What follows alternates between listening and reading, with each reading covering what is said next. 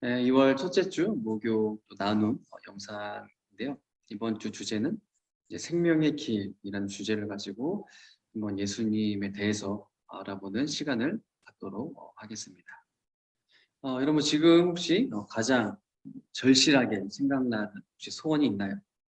아마도 한 번쯤은 내가 좀 공부를 잘해서 좀 부모님을 기쁘게 좀 해드리고 싶기도 하고 또 선생님께 좀 인정받고 싶다라는 생각을 아마 한 번쯤 해봤을 건데요.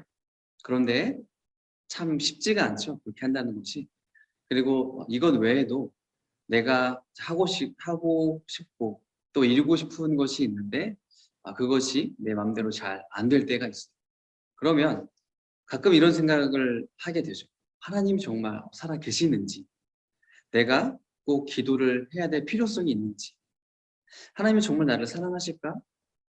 이러한 생각들이 들면서 이제 하나님에 대한 의심과 회의가 찾아올 때가 우리가 살아가면서 종종 있게 되는 것을 우리가 경험을 하게 되죠. 그렇다면 성경은 여기에 대해서 우리에게 어떤 이야기를 들려주고 있는지 한번 알아보는 시간을 갖도록 해볼게요. 오늘 본문 말씀을 보면 요한복음 11장 말씀인데요. 이 베단이라는 한 마을이 있었던 사건을 배경으로 있었던 일인데요. 이 베단이라는 동네에는 예수님께서 사랑하시는 나사로 그리고 자매 마르다와 마리아가 살고 있었어요. 즉 나사로, 마르다, 마리아 세 남매가 이 베다니 동네에 살고 있었죠. 자, 그런데 어느 날 예수님께서 사랑하시던 이 나사로가 병들어 죽게 되었다라는 소식을 예수님께서 전해 듣게 돼요. 우리가 이 상황을 좀 염두에 두면서 두 가지를 생각해 보면 좋을 것 같아요. 첫 번째는 예수님이 그토록 사랑하셨던 나사로였음에도 불구하고 병들어서 죽게 되었다라는 거죠. 우리는 흔히 예수님을 잘 믿으면 모든 것이 내 뜻대로 되는 것 같고 또 내 생각대로 내가 원하는 대로 이루어진다라고 이야기를 하죠. 그리고 우리는 그것을 형통이다라고 생각을 하게 돼요. 어쩌면 그게 당연하다라고 받아들일 수도 있겠지만 그러나 우리가 알다시피 예수님을 믿어도 이 땅에서 살다 보면 내 뜻과 내 계획 또 내가 원하는 것이 다 이루어지지는 않잖아요. 그러니까 신앙생활 하다 보면 대부분 사람들이 어려워하고 힘들어하고 또 걸려 넘어지는 부분이 바로 이 부분이에요. 내가 정말 예수님을 사랑하고 내가 열심을 가지고 또 열정을 가지고 그렇게 예수님을 믿고 따르다가 전혀 예상치 못했던 그 어려움을 만나게 되면 그 자리에 그냥 주저앉는 거예요. 그리고 좀 심한 경우에는 그 신앙의 자리를 떠나서 예수님을 버리고 이 세상으로 가버리는 그런 안타까운 일들이 생각보다 우리 주변에서 많이 일어나고 있다라는 거예요. 그러나 오늘 본문 말씀을 보면 우리에게 분명하게 알려주고 있죠. 예수님께서 사랑하는 나사로 역시 이 땅에서 아픔과 고통을 경험했다라는 사실이 내가 예수님을 사랑하고 예수님이 나를 사랑하면 내 삶에 아무런 문제가 없다? 이게 아니죠.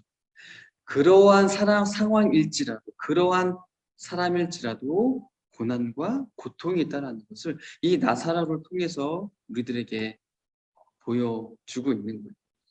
그러니까 예수님이 얼마나 각별하게 생각하고 사랑했음에도 불구하고 그럼에도 이 나사로 역시도 병들어서 죽게 되는 그런 아픔과 고통을 경험하게 되었다는 거죠. 여러분 예수님의 능력이 없어서 이러한 일이 일어났을까요?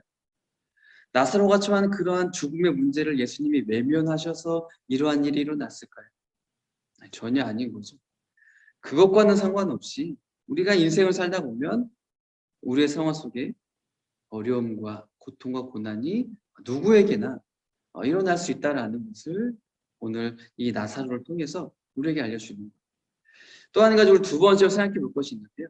우리는 모든 삶 속에는 이제 하나님의 계획하심이 반드시 존재한다라는 거예요. 요한복음 11장 4절 말씀 제가 한번 읽어볼 건데요. 예수님께서 이 말을 듣고 말씀하셨습니다. 이 병은 죽게 될 병이 아니라 하나님의 영광을 위한 것이다. 이 병으로 말미암아 하나님의 아들이 영광을 얻을 것이다. 즉 이 나사로의 그 사건을 통해서 하나님께서 이루시고자 하는 분명한 뜻과 목적과 계획이 있으시다라고 지금 말씀해 주는 거죠. 그저 우연히 일어난 그런 사건이 아니라 하나님의 뜻 안에서 하나님의 영광을 나타나기 위해서. 여러분, 하나님의 영광이 뭐예요? 이 나사로의 그런 죽은 사건을 통하여서 하나님의 이름을 높여드리고 하나님의 전능하신 또 하나님의 그런 크심을 보여주기 위해서 이러한 사건이 일어났다라는 것을 오늘 우리에게 알려주고 있는 거죠. 우리의 삶도 보면 이것과 비슷해요. 우리가 신앙의 그런 여정을 걷다 보면 나의 생각과는 너무나도 다른 그런 당황스러운 길로 인도하시는 하나님으로 인해서 하나님은 정말 살아계시는 분이 맞는가? 어떻게 나에게 이러한 일이 일어날 수 있는가? 어떻게 해서 우리 가정에 이러한 사건이 발생하게 되는가? 그러니까 이러한 하나님의 일하심이 우리의 삶 속에서 온전히 받아들여지지 않을 때가 많이 있게 되는 것을 우리가 경험하잖아요. 그러나 그러한 순간에도 우리가 분명하게 붙들어야 되는 중요한 신앙의 원칙이 있어요. 그게 뭐예요? 하나님은 우리의 연약함을 통해서도 우리의 그런 고통스러운 상황을 통해서도 하나님의 뜻을 이루어 가신다라는 거죠. 그리고 반드시 그런 나의 삶을 통해서 하나님의 영광 받으시기를 원하신다. 나의 삶을 통해서 나의 그런 고통 가운데서도 하나님의 이름이 높아지기를 원하고 하나님이 이 세상에 정말 살아계신 하나님, 크신 하나님이라는 그런 신앙의 고백을 받으시기를 원한다라는 것을 우리가 기억을 했으면 좋겠어요. 오늘 본문은 이러한 배경 속에서 그래서 우리에게 이러한 결론을 알려주고 있는 거죠. 17절 말씀 제가 한번 읽어볼까요? 예수님께서 나사로가 있는 곳에 도착했습니다. 그때 나사로는 이미 죽어 무덤 속에 있는지 4일이나 되었습니다. 예수님은 분명 앞에서 뭐라고 말씀하셨어요? 나사로의 병은 죽을 병이 아니라 하나님의 영광을 위한 것이다 라고 말씀해 주셨는데 와서 보니까 나사로가 죽었어요. 그리고 이미 무덤에 있은 지 나흘이나 사흘이나 지난 상태가 된 거죠. 그러니까 한마디로 말하면 너무 늦은 거예요.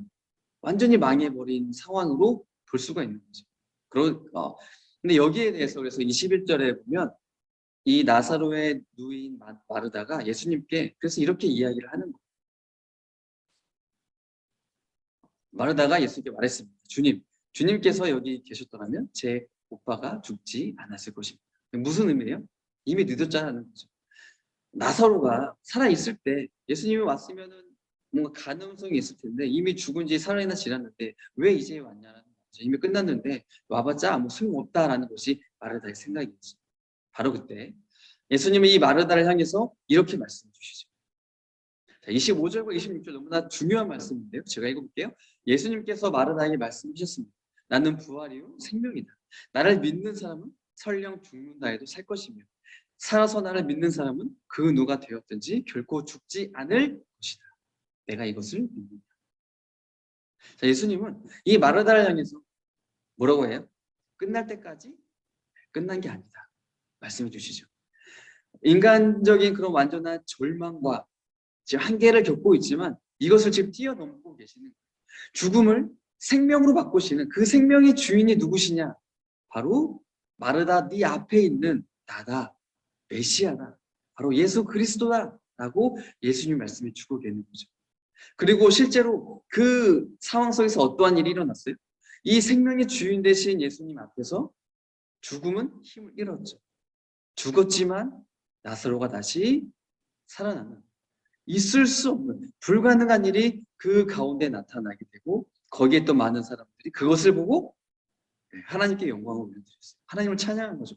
하나님 진짜 살아계시고 하나님 능력이 많으시고 하나님이 유일한 신이구나라는 사실을 이 죽은 나사로가 다시 살아나는 것을 통해서 하나님이 우리에게 보여주셨다는 거예요. 사랑하는 중고동무 친구들, 가끔 신앙생활을 하다 보면 이해할 수 없는 일들을 우리가 겪게 돼요. 완전히 다 끝난 것 같은 그런 절망을 우리가 경험하기도 하는 거죠. 내가 기도할 때 그때 오셔서 내 기도에 왜 응답하지 않으셨는지, 예수님이 나와 그때 함께하지 않은 것으로 인해서 몸부림 칠 때도 있어요. 그래서 이제는 다 필요 없다. 예수님 떠나고 싶기도 하고 다시 예전의 그런 세상의 모습으로 돌아가서 나의 방법과 또 세상의 방식대로 살아가고자 하는 그러한 좀 연약한 마음이 들 때도 있는 거죠. 그러나 오늘 이 하나님의 말씀은 내가 고통을 당하는 그 시간마저도 그 하나님의 주권 아래에 있음을 보여주는 거죠. 우리가 할 일은 뭐예요? 하나님을 믿고 신뢰하고 끝까지 그분의 손을 붙잡고 가라고 오늘 우리에게 이야기를 해주고 있어요. 그러면 내 생각과 내 경험과 내 이성을 뛰어넘는 하나님의 위대하심, 하나님의 살아계심을 경험하게 된다. 왜요? 예수님은 죽은 자도 살리실 뿐만 아니라 예수님이 친히 십자가에서 죽으셨지만 3일 만에 부활하셔서 구원자가 되어주셨잖아요. 그러니까 그 예수님은 내 인생 가운데 끝까지 붙잡고 가라는 거예요. 이번 한 주간 동안 나의 목요일까지 살아온 나의 삶을 좀 돌아보면서 또 남겨진 한 주간의 삶을 살아가면서 내 생각대로 혹시 살지는 않았는지 그리고 내 생각대로 이제 살지 않겠다라고 다짐을 했으면 좋겠어요. 나보다 크고 위대하신 살아계신 전능하신 그 하나님의 손을 붙잡았으면 좋겠어요.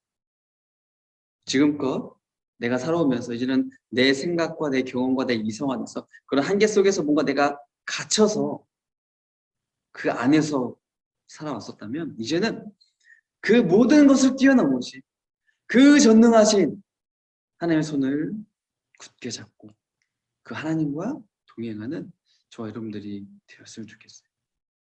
그리고 하나님은 반드시 나를 통해서 일하신다.